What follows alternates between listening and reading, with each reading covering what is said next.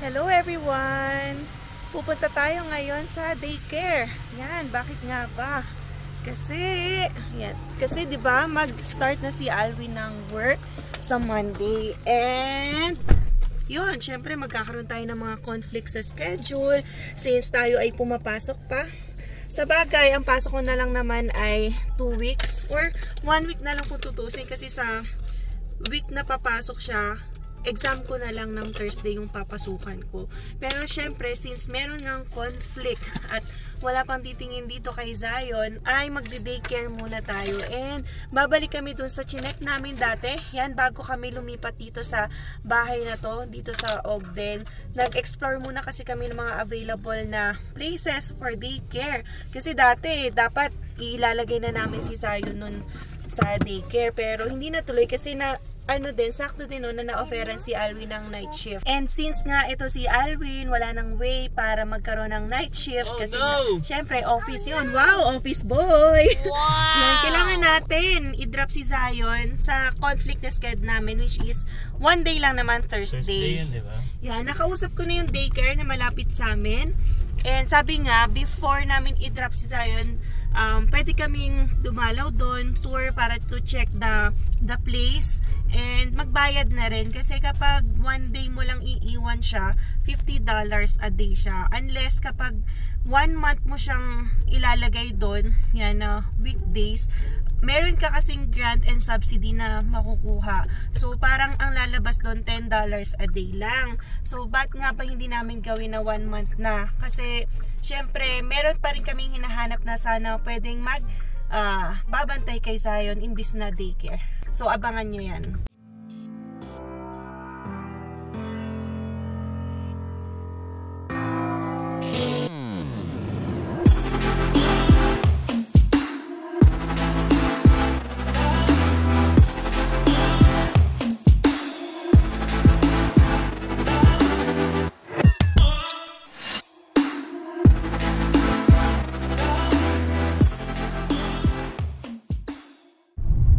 So yung daycare nga pala guys, andito yun sa may Glenmore Inn na hotel. Pero kung tutuusin, malayo-layo siya pag nilakad ko. 970 meters or 1 kilometer na. Syempre kawawa naman si Zion kung pag mainit or kaya malamig. Tapos tulak-tulak ko lang siya sa entire range na yan papunta doon. So, masaya na rin ako na 1 day lang kasi itadrop na lang din yan ni Alwin ng maaga or ako siguro kapag tinamad si Zion gumising or kaya magmaoy. Makakal talaga yan. Yeah, kasi kapag na-istorbo ang tulog yan, syempre hindi yan sanay magising ng maaga para i-drop ni Alwin dito ng alas 8. So yung klase ko naman kasi noon 12 ng tanghali. So i-drop ko na lang siya ng before lunch. Tapos diretso na ako school. Yes, and then kasi nga ako hanggang 6 PM noon for my final exam sa 2 subject. So si Alwin na lang yung magda-drop dito. Ay yung kukuha dito kasi ang out naman ni Alwin since office boy na siya. Wow. Huwag mo namang ipalanda ka na office boy na ako. 5 PM. So punta na lang siya dito. Yan. So ito na nga pala yung daycare. Ayan lang Pero guys, malayo pag nilakad mo. Yan. So hanapin ko lang yung kausap ko dito para ma-set na namin yung pang next week. Yes. Pakita ko na rin kay Zion para tingnan niya, 'di ba, kung magustuhan niya. Wow. Sasagot siya Sasagot siya. Hindi, dapat para ma-feel niya lang na ibig sabihin, hindi ito yung unang punta niya, 'di ba? Okay. Wow! Guwapo naman ang anak. Terno-terno sa jacket niya yung shades niya, Guwapo. Yan, so dito na si Zion the daycare. 1 day lang naman. Ayan. So, malapit lang siya sa amin, guys. Tapos dito may trip store din dito. Mamaya silipin ko nga baka may sakaling meron tayo makita. Several song-filled hours later. Ayan, so okay naman, Maganda yung Oo. So ayan kami. Ang ganda nung daycare, pero sobrang dami talagang bata, no? Siyempre. Hindi kasi syempre hindi tayo used sa daycare. Alam mo yun, plinace natin si Zion last year sa day home and 6 lang yung maximum kids dito. Dito, guess what? 66 yung kids. Oh! Pero sobrang ganda, malawak yung facilities. Meron pa silang mga sa likod. Playground, no, sa likod. And yun nga, inisip ko, one day nga lang si Zion, baka humirit pa to, no? Kasi iba rin, no, yung nakikipag-socialize siya, nakikipag-play siya sa mga bata. Ayan. Okay, so yun. Gusto ni Zion gumala. Oo nga eh. Lakad muna tayo dito. Tsaka maganda rin yung makikisali, ano yung tawag doon? Halubilo na siya. Oo, para mas masanay na siya sa kalaro, ganyan. Yun nga lang eh. Kaya tingnan natin kung depende sa need. Yeah. Tsaka syempre, budget. Syempre magbabayad din tayo dyan. Okay, so yeah, kwentuhan tuloy tayo mamaya, guys. So nandito nga pala kami sa thrift store. Hindi ko alam. Katabi lang naman to ng daycare. So gusto lang ni Alwin sumilip muna saglit. Ayan. Tingnan natin kung anong meron. Malapit din to sa amin eh. Kaysa dun sa Goodwill na lagi naming pinupuntahan. So ayun nga pala, no, may kailangan lang tayong fill upan na form bago mag-start si Zion for his daycare. So ito yung form. Medyo marami-rami to. Pero at least lang to for details and for his safety. Siguro allergy, yung mga healthcare card, outdoor play. So ito, pipilapan ko na lang later and then scan sa email para game na tayo sa pag-drop sa kanya by Thursday dahil itong si Office Boy ay binago ang ating buhay. No, Office Boy?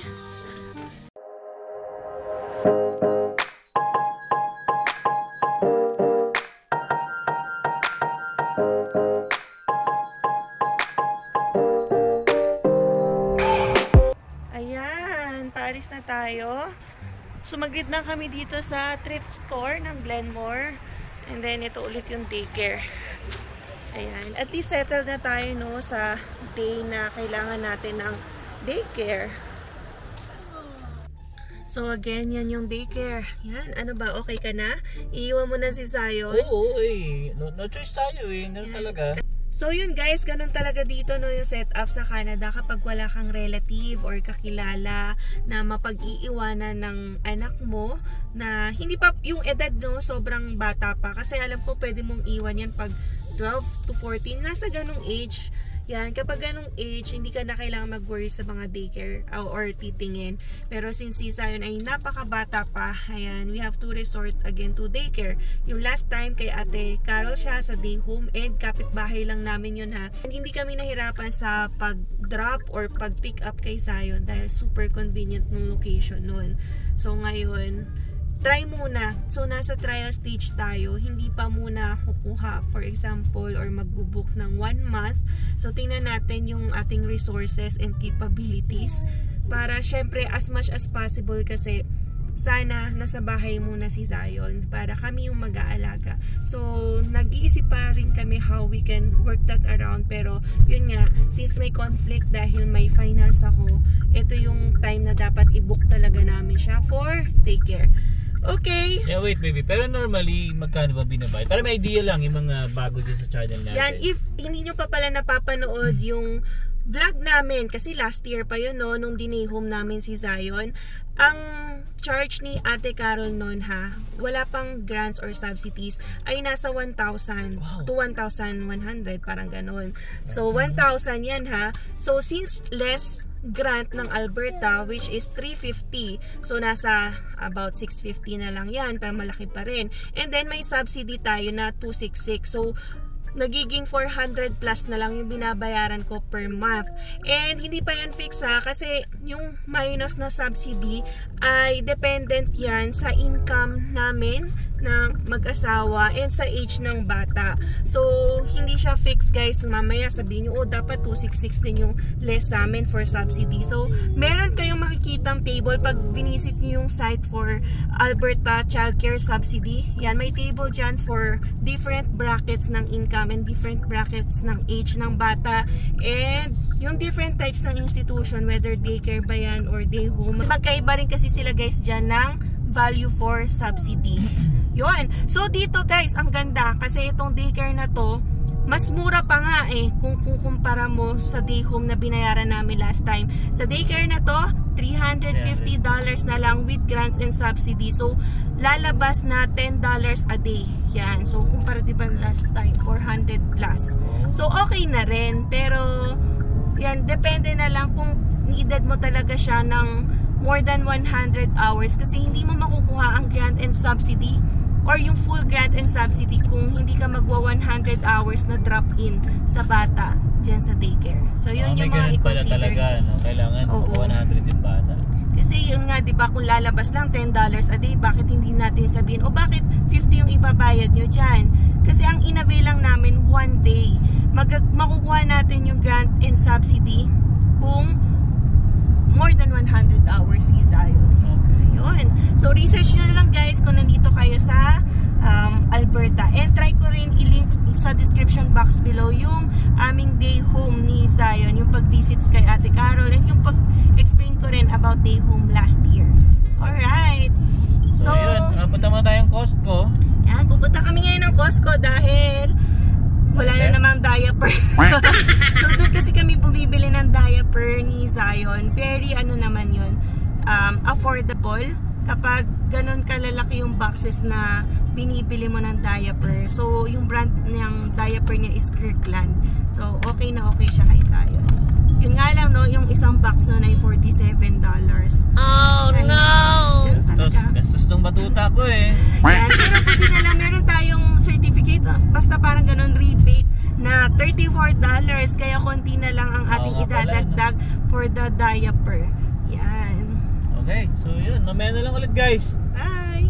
Yan, so bago pala kami punta ng Costco, daan na rin muna kami ng Chinook. Kasi may mga nagsuggest kasi sa akin, yung sa bag, Lululemon daw.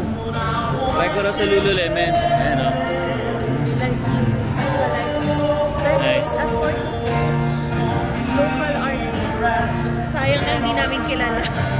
Pero yung local artist nila dito. Magsisession ako. Makitambol-tambol ka na rin dyan. Oo, totally naman ang ano nila eh. Hinahanap ka na nung nagtaan.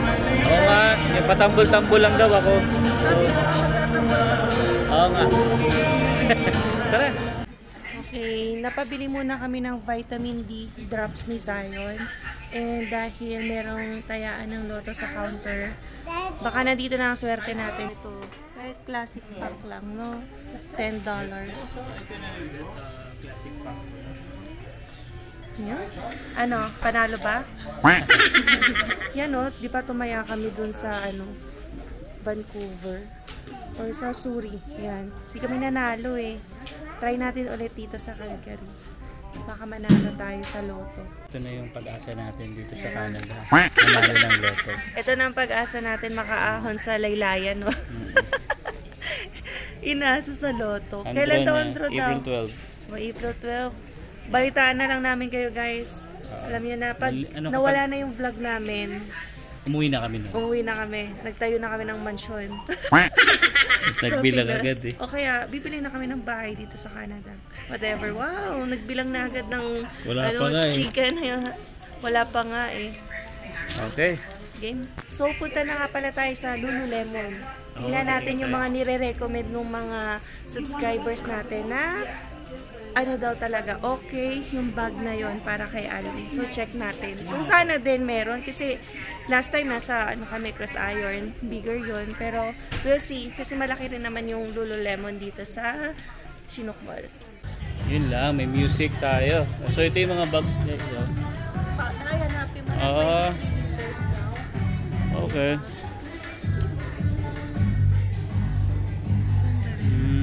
Magkano? $78. Ito na ba yun? Parang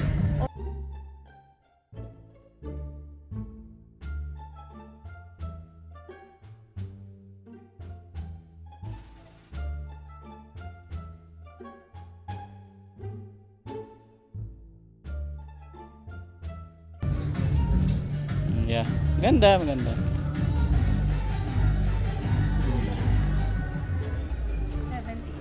$52. Ayan.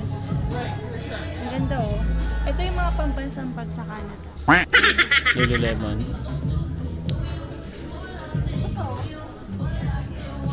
$49. $44. Pamay na. Ayan, di ba? Ayan. A few inches later. Ayan.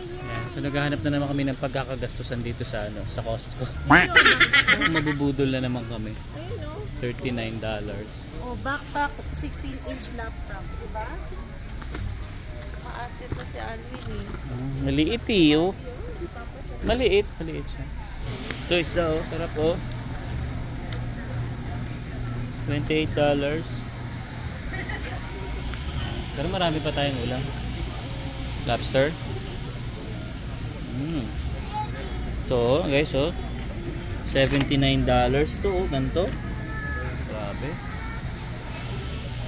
Oh, may pre-taste daw, sabi ni Emma. Oh, sugar. Tikman natin. Thank you. So, tikman natin ito, ha. Yummy daw, sabi ni Zion. Parang otap, no? Oo, parang auto. Parang, ito, $11. Pabiyog lang siya. Masarap. Parang siyang otap.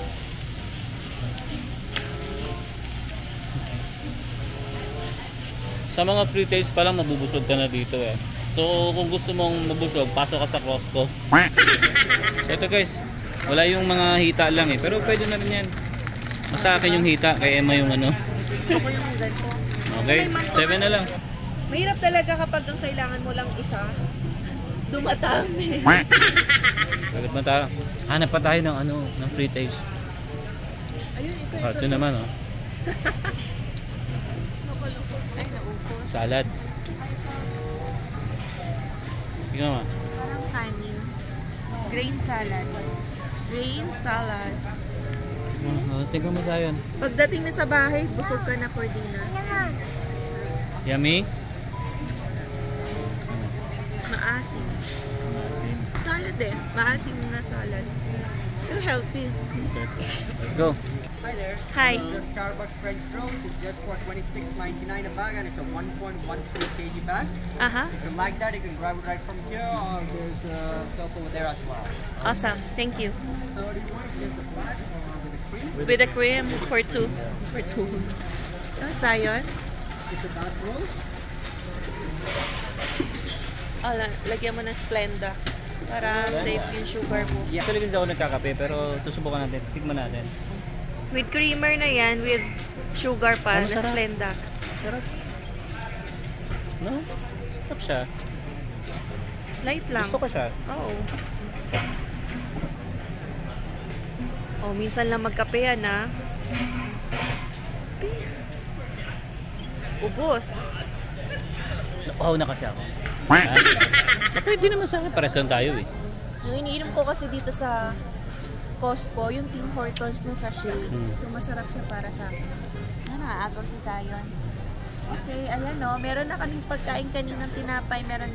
Tapos ngayon, may kape naman. Oh?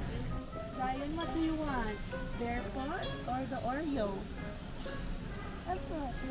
The bear paws. Bear. Bear? You want a bear? Oh, $11 lang. Para may pagkain-kain si Zion. Yeah. So, nakakuha na kami ng chichirya and cheese. Yan. Yan lang naman tapos diaper. Diaper na.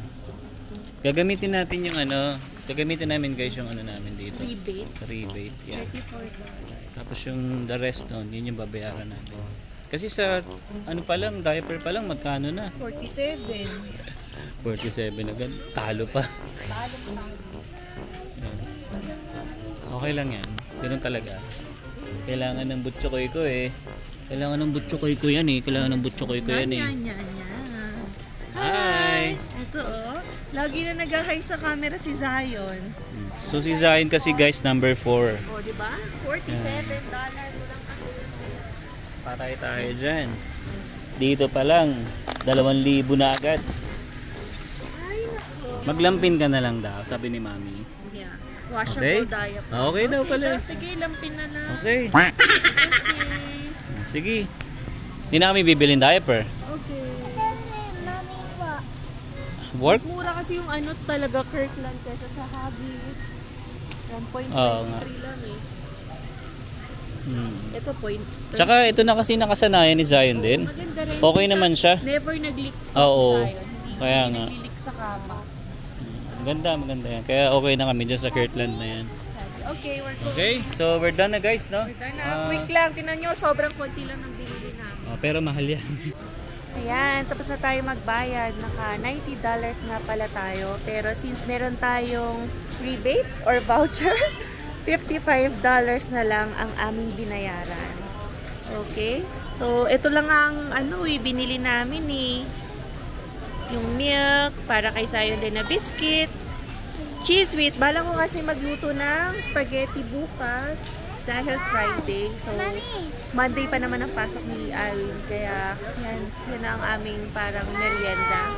So, si Alwin bumibili nga pala ngayon ng hotdog, fries, sundae, at drinks. Merienda muna. So, mura-mura naman yung merienda dito sa Costco. Napakabilis ng pangyayari, hindi ko na nakunan. Ubos na ang fries, ang hotdog. Ito, si diabetic ko. Cheat day niya nga araw ngayon. Ngayon lang. Ngayon lang ulit ako Mhm. Tagal natin din nakaganto. Parang last year pa. Yeah? What is it? It's a Yeah. camera here. For vlogging. For vlogging. For YouTube. Ayun guys, no, actually nakakatuwa, no.